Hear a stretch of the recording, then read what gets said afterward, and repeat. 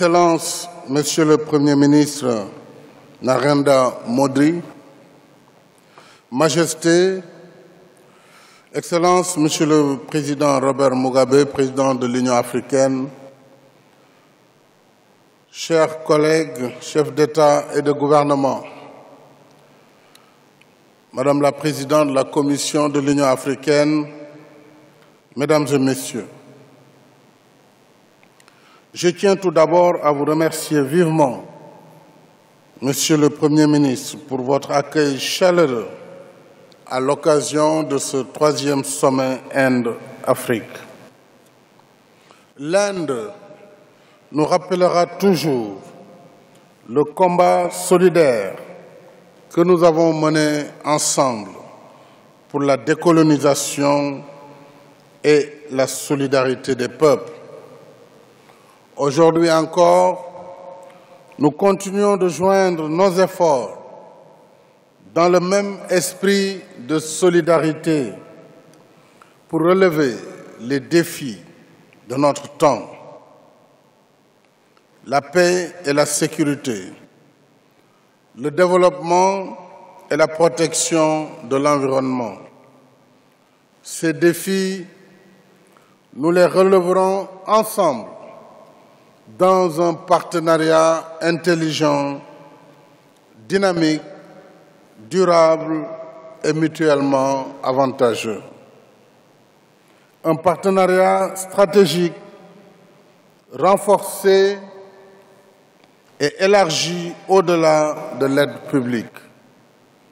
C'est le sens que le Sénégal donne à ce rendez-vous avec nos amis indiens.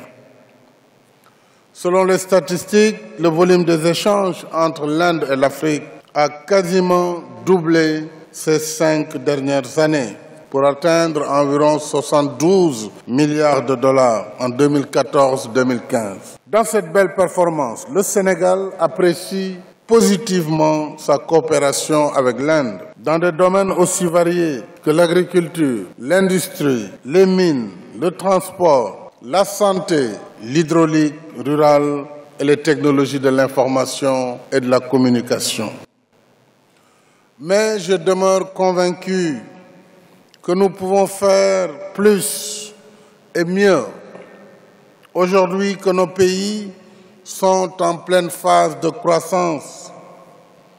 C'est pourquoi je propose que notre programme d'action pour les années à venir se concentre davantage sur des secteurs clés comme l'agriculture, les infrastructures, l'énergie,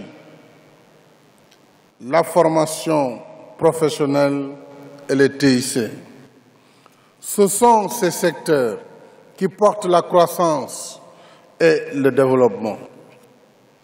Le NEPAD, dont le Sénégal assure la présidence en exercice, a défini un programme de développement des infrastructures en Afrique, PIDA, pour la période 2012-2040, avec un plan d'action prioritaire qui nécessite un financement de 68 milliards de dollars pour sa mise en œuvre d'ici 2020.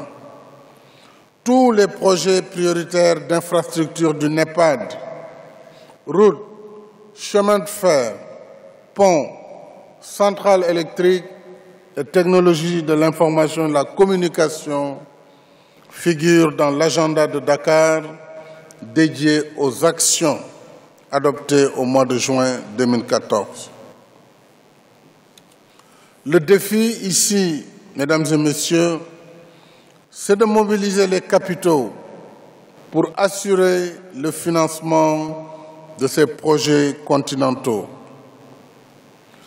C'est pourquoi je tiens à saluer l'annonce faite par le Premier ministre Modi de mettre à la disposition de l'Afrique 10 milliards de dollars pour les 5 prochaines années de crédits concessionnels en plus de tout ce qu'il a annoncé.